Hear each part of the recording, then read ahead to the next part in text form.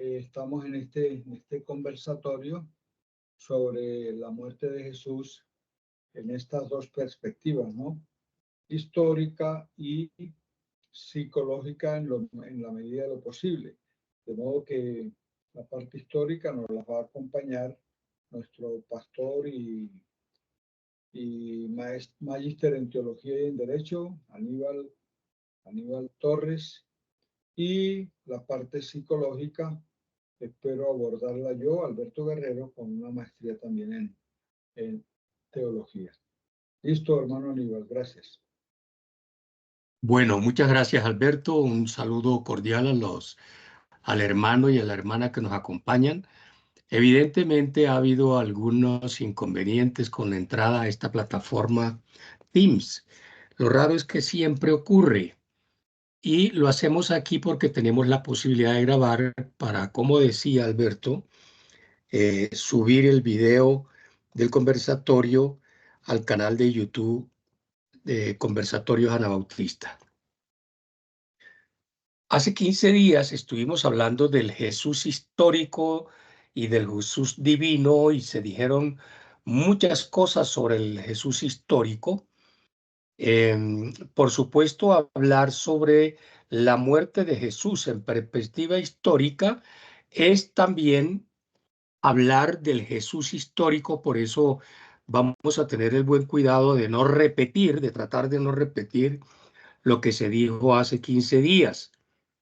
Uno, dos, en 15, 20 minutos que vamos a exponer cada uno, pues obviamente no se va a decir absolutamente todo lo que corresponde acerca de la muerte de Jesús. Por eso, lo que voy a hacer son algunas reflexiones, algunas aproximaciones acerca de la muerte de Jesús. Y básicamente voy a hablar algunas cosas acerca de lo que tiene que ver con el arresto de Jesús. En Marcos 14, 43 al 53, y por supuesto textos de Mateo, de Lucas y de Juan, hacen referencia a eso, pero Marcos, que es el evangelio que más me gusta, por ser el evangelio que está más cerca a la época de Jesús, dice, luego vino Judas y con él mucha gente, con espadas y palos, de parte de los principales sacerdotes, escribas y ancianos, que como sabemos eran saduceos. Y cuando Jesús se presenta ante el concilio, se dice en el verso 53 de este mismo capítulo 14, trajeron a Jesús al sumo sacerdote y se reunieron todos, hago énfasis en la palabra todos los principales sacerdotes y ancianos y los escribas, todos. Marcos dice que fueron de parte de sacerdotes, escribas y ancianos. Pero Mateo, que era fariseo y que escribe para fariseo, saca a los fariseos, que además eran judíos. Los saca del grupo de victimarios de Jesús y también saca a los escribas. Probablemente Mateo no quiere hacer quedar mal a los fariseos. Juan también dice que los que van por Jesús van de parte de sacerdotes y fariseos. Un segundo.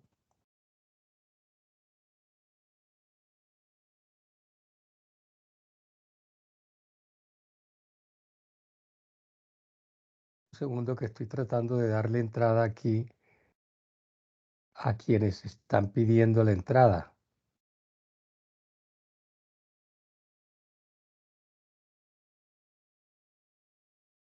Juan dice que van por Jesús también los sacerdotes y los fariseos, pero Juan incluye a soldados romanos, dice, y una compañía de romanos. Probablemente Marcos dice que judíos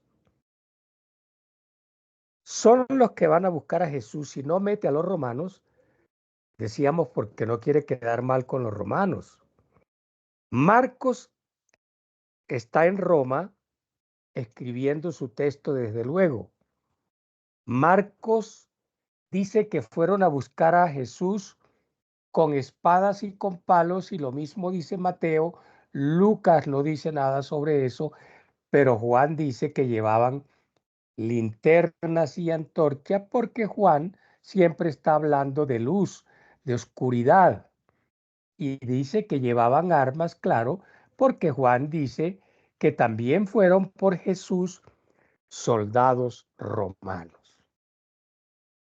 Si soldados romanos van a buscar a Jesús, quien va a matar a Jesús era Pilato. Y Pilato dice que es inocente y que ni siquiera sabía. Más, cuando se lo llevan, se sorprende. Y si fueron por Jesús soldados romanos, lo tenían que llevar primero a donde Pilato. Y lo llevaron fue a donde los jefes religiosos, Anás, Caifás. Y después que han llevado a Jesús ante los sacerdotes, es que lo llevan a Pilato, mucho después. Dice Juan 19:13, entonces Pilato, oyendo esto, llevó afuera a Jesús y se sentó en el tribunal en el lugar llamado el Enlosado, en hebreo Gábata. Algunos dicen que Gábata no es en hebreo sino en arameo. Litóstrotos en griego y el empedrado en castellano. Y dicen que luego de desnudar a Jesús, desnudaron a Jesús. Los romanos lo atan con las manos en alto para que no pudiera cubrirse ninguna parte del cuerpo con los brazos. Desnudaron a Jesús. Marcos 15:20 dice que después de haberle escarnecido, le desnudaron la púrpura y le pusieron después vestidos y lo sacaron para crucificarle. Mateo 27:27 dice también, entonces los soldados del gobernador llevaron a Jesús al pretorio, reunieron alrededor de él a toda la compañía y lo desnudaron. O sea, lo desnudaron en público y le echaron encima un manto de escarlata. Las autoridades judías solían castigar con máximo 39 azotes. En 2 de Corintios 11:24 Pablo dice, 5 veces fui azotado por los judíos con los 39 azotes. Pero como sabemos, Jesús fue flagelado por los romanos, no por los judíos, en público, no en privado como lo representan las pinturas. Y como la costumbre romana no limitaba el número de azotes, sus verdugos debieron golpearlo hasta que quisieron. Y no lo matan allí en ese momento, obviamente para poder alzarlo y crucificarlo. Según Marcos 15:17 y Mateo y Juan, los soldados romanos le pusieron una corona de espinas en la cabeza a Jesús, que no era un simple aro alrededor de la sien, como se ve en las pinturas, sino un casco, todo un casco que cubría toda la parte superior de la cabeza. Era la forma de las coronas orientales del siglo I. Y no solo se la colocaron, sino que, según el texto bíblico, lo golpeaban con una caña en la cabeza. Dice, por ejemplo, Mateo 27:30, clavándole aún más las espinas.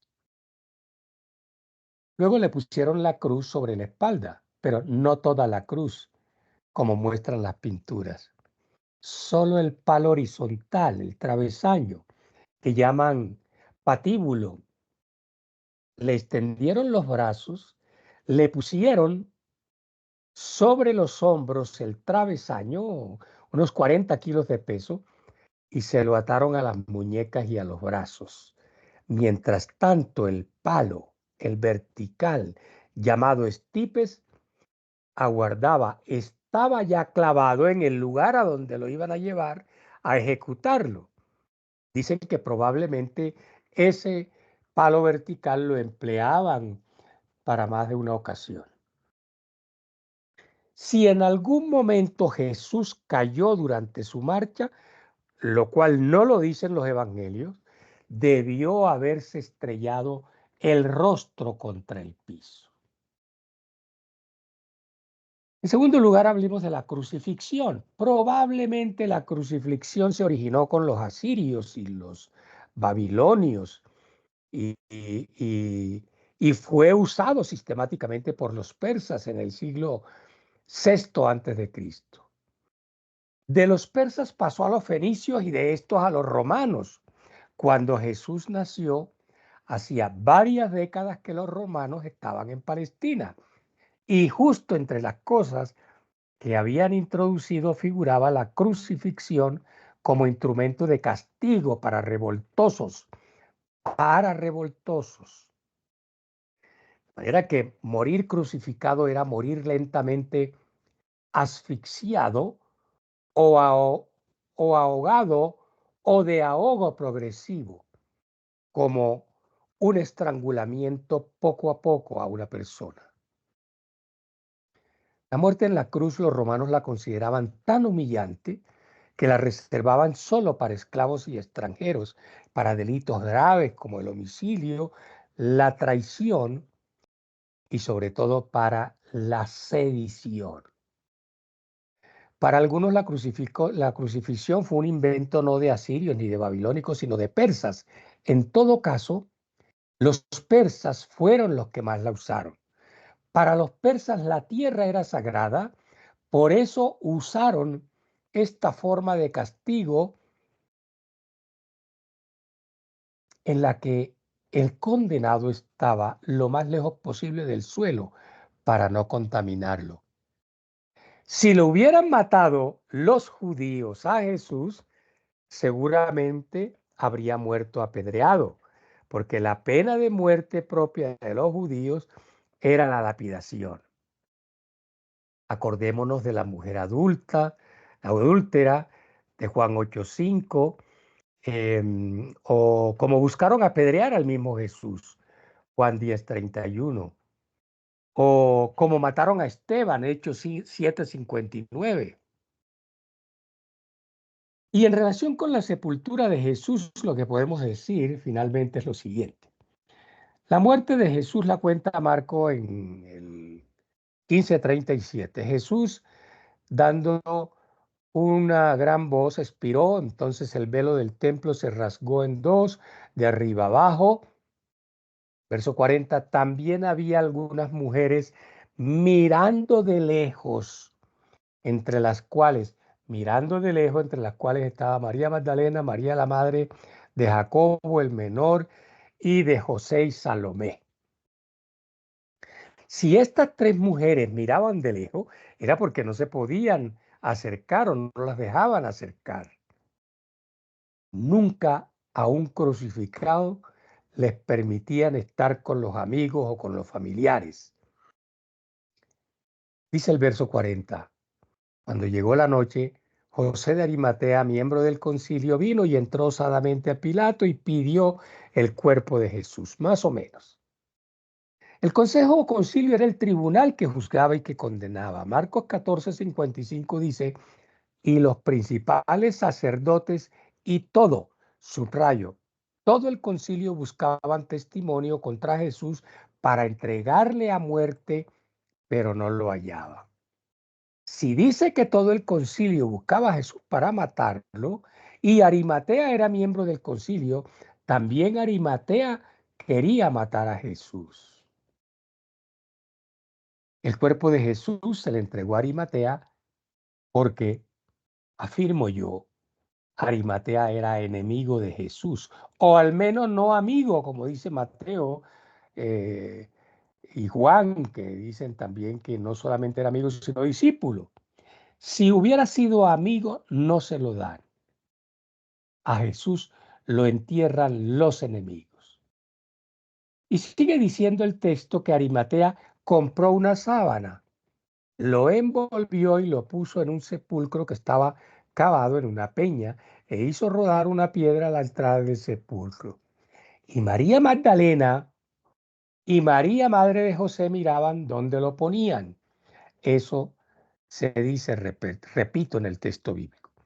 Marcos no dice que la sábana que usa Arimatea era fina, ni mucho menos que estaba limpia, ni que era nueva. Dice que lo envolvió.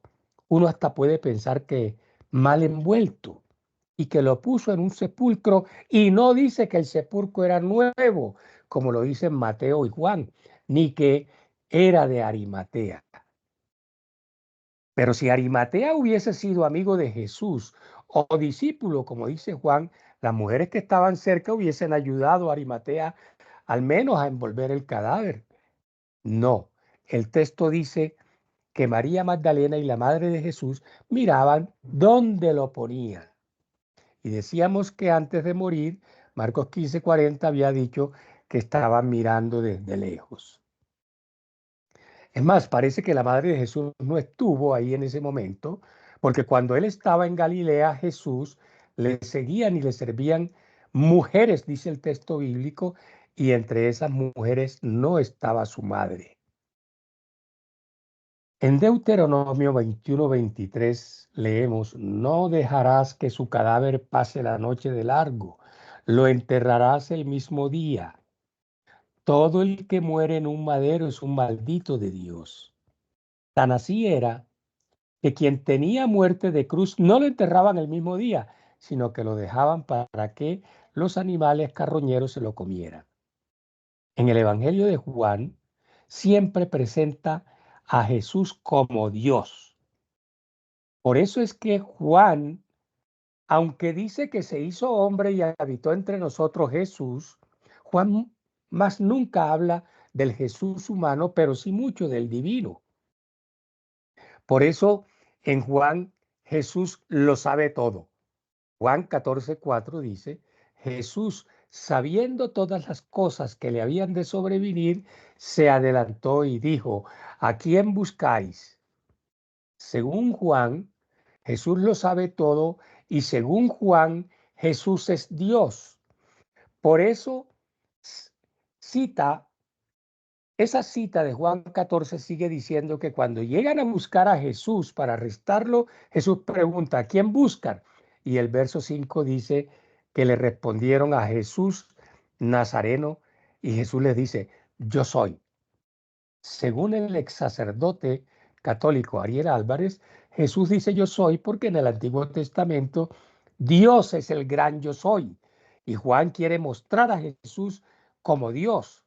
Y por eso sigue diciendo Juan que cuando Jesús le dijo a quienes le preguntaron yo soy, el verso 6 sigue diciendo: cuando les dijo yo soy, retrocedieron y cayeron a tierra. Claro, porque en el Antiguo Testamento todo el que ve a Dios cae de rodillas. Según los judíos, Jesús no era bueno. El que tenía muerte de cruz era maldito y no gozaba de la ayuda y la bendición de Dios. Sabiduría 2:18 dice: al justo Dios le ayuda. Según los sinópticos, vamos a ver cómo voy de tiempo. Me avisas, Alberto, por favor. Según los sinópticos, ya voy a terminar, Jesús solo predicó unos pocos meses, menciona una sola entrada en la ciudad de Jerusalén en víspera de la fiesta de Pascua en la que fue muerto. Una sola Pascua, dicen los sinópticos. En cambio, según Juan, durante la vida pública de Jesús transcurrieron varias Pascuas.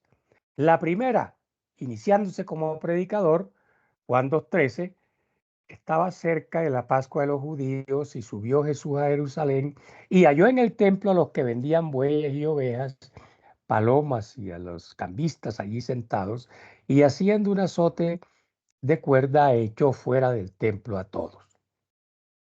Primera Pascua. Segunda Pascua, la de 5:1. Había una fiesta de los judíos y subió Jesús a Jerusalén. Había cerca de la puerta de las ovejas un estanque llamado en hebreo Bexada, cual tiene 5 pórticos. ¿Se acuerdan de la curada del ciego de Bexada? Aunque aquí solo dice una fiesta de los judíos, es dable que se trate de otra Pascua. La tercera Pascua, cuando multiplicó los panes para 5,000 personas. Juan 6:4 dice, estaba cerca de la Pascua, la fiesta de los judíos, cuando alzó los ojos y vio que había venido a él gran multitud, dijo a Felipe, ¿de dónde compraremos para pan para que coman esto? Y la cuarta, la de su muerte en Jerusalén, Juan 11:55. Entonces dejo hasta ahí para que siga Alberto y por supuesto para aprovechar las intervenciones de ustedes. Bueno, me colocas la presentación más el favor, Aníbal. Bueno, en ese contexto de la Pascua, yo creo que vale la pena tener en cuenta todo el sufrimiento de Jesús. Entonces voy a hablar un poco sobre cómo expresó Jesús sus emociones. Augusto Curi escribió ese libro llamado El Maestro de las Emociones y yo realmente he tomado su aporte.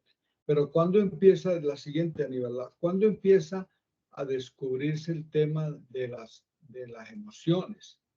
Empieza con un accidente que tuvo este personaje llamado Phineas Gage. Él está haciendo un trabajo para los ferrocarriles por allá en 1848 y él es el encargado de colocar la pólvora en las rocas para que éstas exploten. Y parece que el anterior, parece que hubo un descuido suyo o de pronto se adelantó el tema de la explosión y la barra le atraviesa el cráneo como aparece ahí. Estos científicos, Edward Higginson, John Howard y otros, como Dionisio, el que sigue, se enteran del asunto. Y ahí es donde nace el tema de las emociones. Yo he tomado el nombre de uno de los discípulos de Jesús, Matías, para hablar un poco de las emociones. Matías, miedo, amor, tristeza, ira, alegría, sorpresa, y es el trabajo que ha hecho este personaje que es muy importante, que es Augusto Curi en el libro El Maestro de las Emociones. Claro, él toma algunas apreciaciones de Daniel Goleman, porque Daniel Goleman ha tomado las investigaciones que han hecho sus antecesores y él hace un aporte muy importante. Inclusive él hace un estudio en una escuela que demora más de 10 años el estudio, donde invita a un grupo de estudiantes a que decidan si cogen una chocolatina ya o si esperan 10 minutos y le dan 5 chocolatinas. Los que optaron por comerse la chocolatina de una vez, en el futuro van a tener muchas dificultades emocionales, mientras que los que esperaron no tuvieron tantas dificultades. Démosle una mirada al arte. Ahí en la primera diapositiva donde vemos que Jesús, de acuerdo con el arte, expresa esta emoción, la emoción del llanto, de la tristeza. En la siguiente vamos a encontrar otras emociones que aparecen en el texto bíblico. Entonces, en el contexto de la muerte de Jesús, aparecen estas. Mi alma está muy triste hasta la muerte. Tristeza. Mi alma está muy triste hasta la muerte. Triste, triste estuvo el Señor. De modo que este es un aporte ya este sí es aporte mío, de acuerdo con lo que dice el texto bíblico. En el capítulo 2 de Juan dice que volcó la mesa en los cambistas y ustedes saben el incidente donde les dice, no hagáis de la casa de mi padre casa de mercadeo. Y es el tema de la ira. Lo más probable es que es un acto de ira, de iracidad en Jesús. Por eso más adelante Pablo va a decir, airaos, pero no pequéis. Y también tenemos en el texto, en la anterior, Aníbal, tenemos la emoción de la alegría.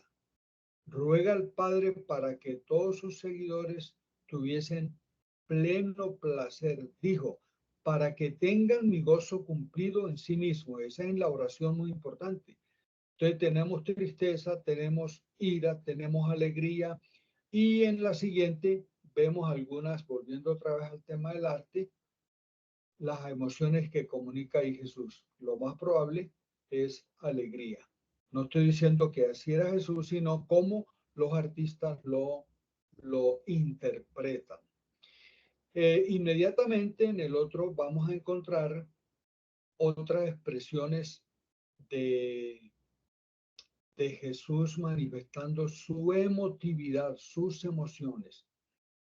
Y esta es una respuesta que le hace a este comandante del ejército. Interesante que Jesús haya hablado con este comandante del ejército. Y él le dice, hombre, mira cómo está mi situación, tengo a esta persona enferma, yo tengo soldados bajo mis órdenes y le digo a este que vaya y él va, y al otro ven y viene, y a mí, y así funciona esto.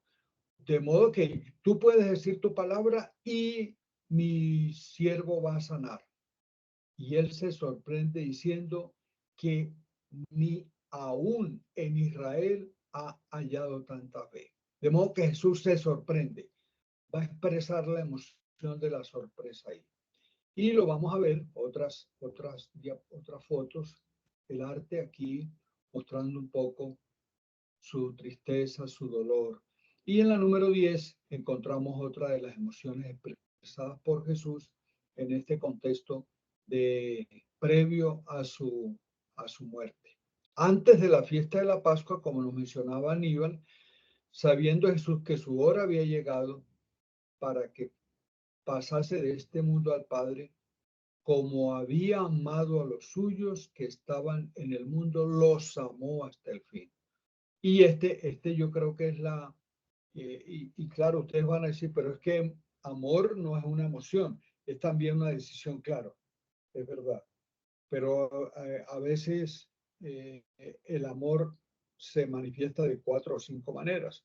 El amor ágape, que es el amor filial, el amor estorgué, etcétera, etcétera. Entonces, aquí el amor es la emoción de Jesús manifestándose eh, a través de esta expresión y a través de este cariño. Y la siguiente diapositiva, yo creo que manifiesta eso, miren. El arte nos muestra un poco a Jesús abrazando con mucho cariño, con mucho amor a estas personas, el artista lo comunica así. En la 12 vamos a encontrar otra de sus emociones. Está en el contexto, otra vez en el contexto de su padecimiento final.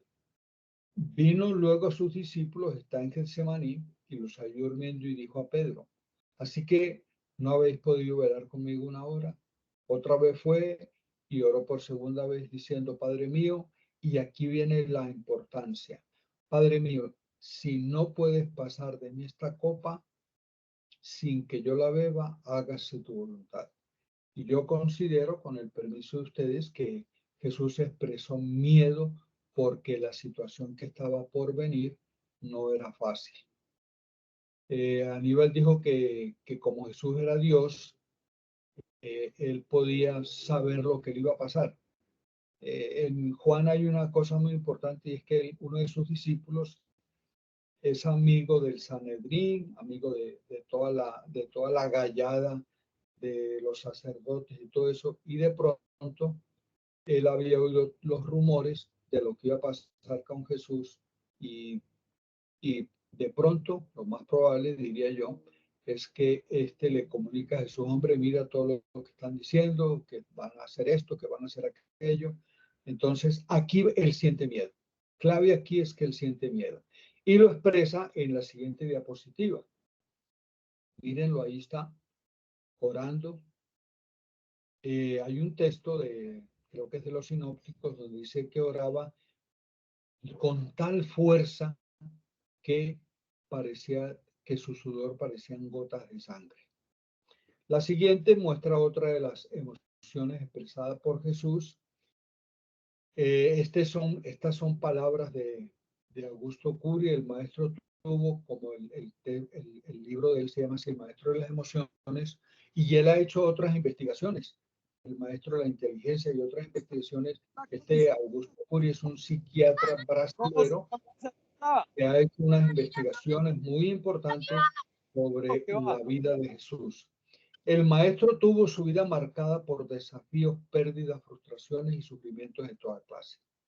Jesús tuvo todos los motivos para sufrir depresión, pero no la manifestó. Al contrario, era alegre y seguro de sus emociones. La siguiente, otras emociones que está mostrando ahí, muy interesante con los menores. Jesús manifestando su cariño, su aprecio por los menores.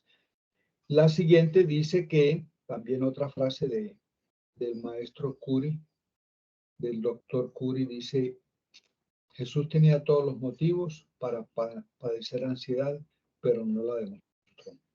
Se mostró tranquilo, lúcido. En el Getsemaní expresó que su alma estaba profundamente triste. La siguiente, por favor, Aníbal, ahí está Jesús expresando diversas emociones. En la siguiente, ahí está bien. Si es posible, pasa de mí esta copa. Él sabía que iba a ser golpeado, azotado, burlado, escupido, y todo lo que nos manifestó Aníbal en su intervención ahora. Imaginémonos que si tiene las manos atadas y se va contra el piso, si se cae, pues no tiene cómo defenderse. Por eso hay un pasaje por allá donde un hombre llamado Simón, de una población llamada Cirene, los católicos le llaman el Cirineo, le ayuda a cargar ese palo a Jesús. Los sufrimientos, en lugar de abatirlo, expandían su sabiduría. Las pérdidas, en lugar de destruirlo, refinaron su arte de pensar. Las frustraciones, en lugar de desanimarlo, renovaron sus fuerzas. Hasta aquí quería compartir esta investigación que hizo el doctor Curi. Muchas gracias a todos ustedes por estar con nosotros. Tenemos el tiempo de preguntas, de comentarios, de inquietudes. Aníbal, para que dirijas esta sesión, por favor. Muy bien. Se oyen las intervenciones. Si alguien quiere hacerlo.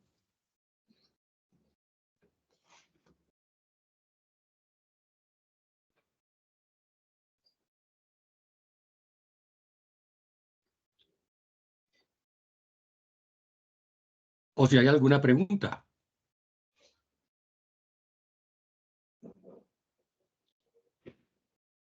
Bueno, parece que no hay preguntas, no hay intervenciones. No sé, Alberto, si tienes algún comentario. Aquí, Caleb. Caleb levantó la mano. Caleb. Buenas noches. Aquí es de Villas del Dorado, en Bogotá, cerca del aeropuerto. En este tiempo que vivimos hoy en día, el tema de las emociones es central, ¿no? Hay como un mover de la gente hacia ser muy emotivos y ser lo que se habla de la inteligencia emocional sobre la racional, sobre las demás inteligencias. Y podríamos decir que se espera que los cristianos, los seguidores de Jesús, no sean depresivos, no sufran de ansiedad y mucho menos tengan deseos de morir o tendencias suicidas, ¿no? Sin embargo, es una realidad que nuestros jóvenes y, bueno, miembros de nuestras iglesias sufran. Y el no poder expresar sus emociones, y no poder manejar sus emociones, no poder ser libres en esa parte, en los espacios eclesiales, hace que muchas veces, como decíamos los abuelos, la procesión va por dentro, ¿no? Eh, el apóstol mismo aconseja, ¿no? Por nada estéis afanosos, sino sean conocidas las peticiones en oración y súplica. Nuestro modelo es el Señor Jesús. ¿Por qué no expresar nuestras emociones si Jesús pudo expresarse cuando lloró a la tumba de Lázaro? Jesús lloró, el verso más reciente de sus sentimientos. Eh, También muchas expresiones de Jesús frente a los que sufrían, ¿no? Porque decían los hermanos de Lázaro, si hubieras estado aquí, mi hermano no hubiera muerto. Y así, entonces, cuando Jesús expresa sus emociones al recibir los niños, al atender a la mujer, a las mujeres que tuvieron esa relación de discípulas de Jesús por encima de una sociedad patriarcal y una sociedad machista, mostrar una afinidad con las mujeres en el sentido de dignificarlas y respetar sus derechos y tener un grupo de mujeres discípulas que andaban con él, que entendieron su misión, que compartieron con él mucho. Y es más, él le dice a una mujer, vaya y cuente el, el hecho más grande, máximo de la cristiandad, que Jesús ha resucitado, ¿no? Entonces, sí, esa vida de Jesús, esos hechos, esos acontecimientos alrededor de la vida de Jesús, donde él mostró sus emociones, para mí es el maestro enseñándonos a manejar nuestras emociones, a expresarlas, a ser sinceros frente a la gente cuando estamos tristes, cuando estamos airados, cuando estamos en las diferentes situaciones de la vida que nos van a llevar al dolor, a la tristeza, o a la alegría o al gozo, ¿no? Sin embargo, ¿cómo vivir eso en nuestras iglesias? ¿Cómo que sea parte de nuestro discipulado? Que la gente aprenda a expresarse sus emociones, pero a manejarlas también, a hacer una conciencia o nosotros de que los miembros de nuestra iglesia no están exentos de la depresión, de la ansiedad, de deseos de morir, de frustraciones grandes que los pueden llevar al suicidio. Y que nosotros como pastores, líderes de las iglesias, no debemos ser ajenos a ellos, sino más bien estar muy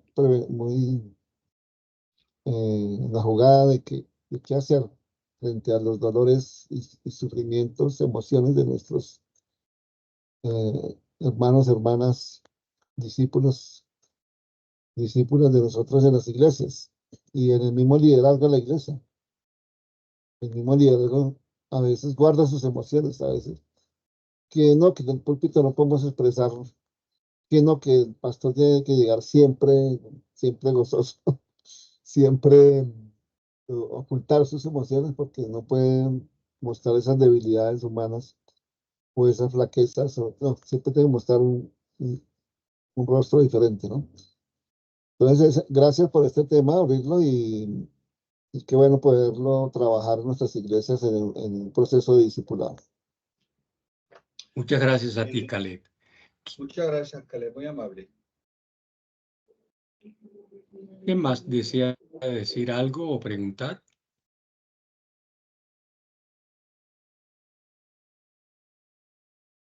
No, muy interesante esto que acaba de decir Caleb de tenerlo en cuenta para nuestras comunidades, porque, pues, dos razones. Una, el tema de la educación emocional a nosotros en América Latina nos llegó tardísimo.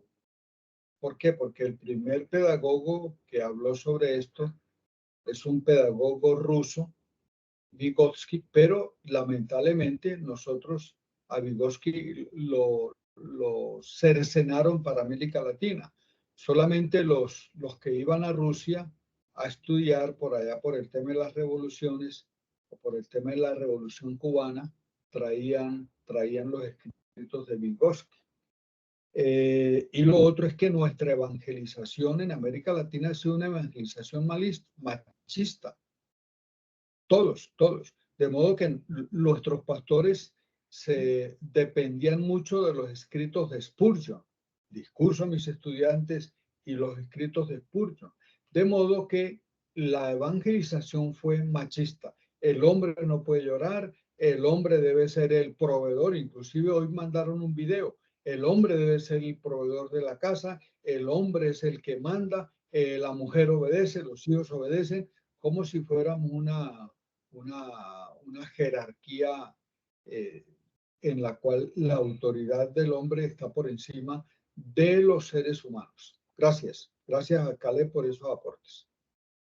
¿Alguien más quiere comentar algo, participar con algo?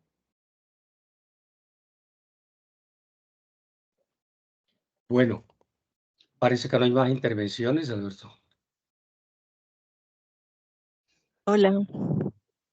Sí, Hola. sigue. Daniela. Sí, bueno, yo estaba pensando en cómo se celebra acá en la ciudad esto de la cruz, y bueno, aquí hay una procesión muy famosa, ¿no? Donde lo más importante es el sufrimiento, ¿no? Y como acá en las iglesias católicas, que la mayoría de las personas que viven acá se consideran católicos, toman esta fecha como algo súper importante, y bueno, acá se golpean, hay la procesión, llevan la cruz, es como una manera en que la gente ve, bueno, acá se llaman cucuruchos, tienen unos trajes, no sé si allá es igual, no, nunca he pasado allá, pero acá se ponen unos trajes morados, y mucha gente va a la procesión y como una penitencia para que Dios perdone sus pecados, ¿no? Es un momento importante en donde la gente demuestra de alguna manera su sufrimiento, lo que está pasando en la vida, pero se tapa su rostro y se hace daño, se lastima para pedir perdón a Dios, no sé. Es como una manera, yo digo, yo no lo haría, ¿no? Pero aquí hay mucha gente que hace eso, y en las procesiones hay mucha gente que va a ver a la Virgen. Hay una que se llama Virgen del Quinche, que es muy famosa, y la gente toma una semana de sus vacaciones, va de rodillas, no come, ¿no? Entonces, como todavía eso es algo importante para mucha gente en nuestra sociedad. No sé si es en Latinoamérica, me parece. Ajá, pero bueno, en la cultura andina eso todavía es primordial. Hay mucho de indígena también en todo esto. Y sí, me llama mucho la atención esto. Creo que es tan importante lo de la educación emocional, que creo que es un proceso para toda la vida en que uno aprende a poder demostrar sus emociones. Como decían en la iglesia, siempre nos han enseñado, ¿no? Todo lo positivo, ¿no? Pero ha sido difícil sacar el lado gris de la vida. Como líderes también, la gente cree que los líderes somos dioses, mini dioses, y claro, nunca un líder puede estar triste o decir cómo se siente, ¿no? Entonces yo creo que con el tiempo esto ha ido cambiando un poquito, y lo que ustedes hablaban de mujeres también, me gusta mucho. Yo me identifico mucho con Jesús porque Él fue muy cercano y escuchó siempre a toda la gente que quería conversar con Él y de alguna manera aprender de Él y decirle cómo se sentían, ¿no? Y Jesús, de una manera muy tierna, los sanaba, los tocaba, los compartía, comían juntos. Yo creo que eso hoy en día tiene que seguir siendo importante en la iglesia, cómo se comparte entre hermanos y hermanas todo este tiempo en comunidad, en celebrar las cosas buenas que pasan a las personas, a los miembros de la iglesia. Sigue siendo importante y sigue siendo importante escuchar, que sea un evangelio integral, ¿no? Bueno, en la Iglesia Menonita en Quito hay un proyecto para personas refugiadas inmigrantes. Vienen muchas personas, hay muchas personas ahora colombianas y claro, hay mucha necesidad en todo sentido. Pero solo sentirse escuchado y orientado para las personas es como una lucecita de esperanza. Sí, y esto da un poco de fuerzas para seguir adelante, ¿no? En este tiempo de migrante, de ser migrante en otro país, aunque somos vecinos, las culturas son muy diferentes. Entonces, sí, creo que nuestra iglesia sigue siendo eso un desafío. Somos una iglesia multicultural y eso también es un desafío. Hay muchas líderes mujeres y eso también es un desafío porque hay personas que prefieren hablar con hombres, inclusive mujeres que prefieren hablar con hombres. Entonces, sí, este tiempo de Jesús me parece, sí, como un tiempo de repensar nuestro evangelio y cómo enseñamos ese reino de Dios que Jesús enseñó en su tiempo aquí en la tierra. Muchas gracias, Daniela. Espectacular tus aportes. Yo creo que quienes entren a YouTube van a estar muy contentos con este aporte tuyo. Maravilloso. Creo que Caleb había levantado la mano. Buenas noches. Hola, buenas noches. ¿Cómo están? Soy Lilia, soy hija de Caleb. Quería aportar unas reflexiones que yo misma me he hecho en cuanto a los sentimientos y las emociones, y es que al ser de una cultura latina tenemos también esa corriente muy fundamentalista y evangélica, e incluso que viene también de esta postura griega en la que el cuerpo y todo lo que manifiesta es algo malo. Pero en realidad, cuando vamos a ver las emociones, son algo funcional para nuestras vidas y para nuestras relaciones.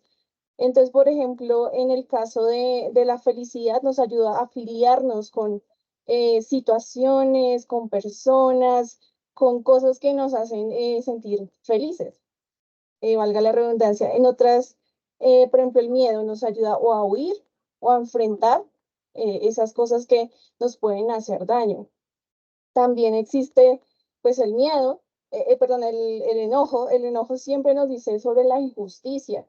Y lo vimos muy claramente en Jesús cuando estuvo con los mercaderes y tumbó sus mesas. Era injusto que ese lugar estuviera lleno de esa dinámica comercial y política que no iba acorde a la espiritualidad y a la construcción de un reino distinto y unas dinámicas sociales distintas. Y nos pasa a nosotros como anabautistas, pensando a veces en nuestros contextos donde hay tanta corrupción y tanta violencia, esa ira o ese enojo surge, pero tiene esa función de mostrarnos lo que es injusto.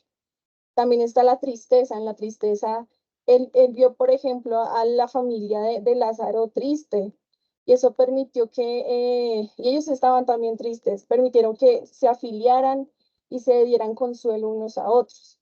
O también cuando estaban en el monte y ya casi era hora de que Jesús tuviera su martirio, eso también sirvió para reflexión del mismo, de qué es lo que tengo que hacer.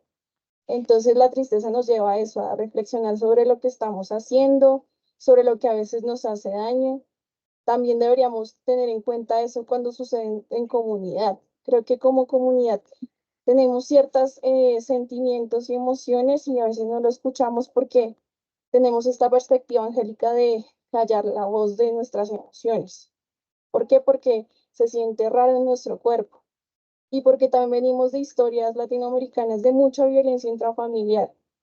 Entonces, desde niños aprendimos a rechazarlas o también a expresarlas de la manera incorrecta.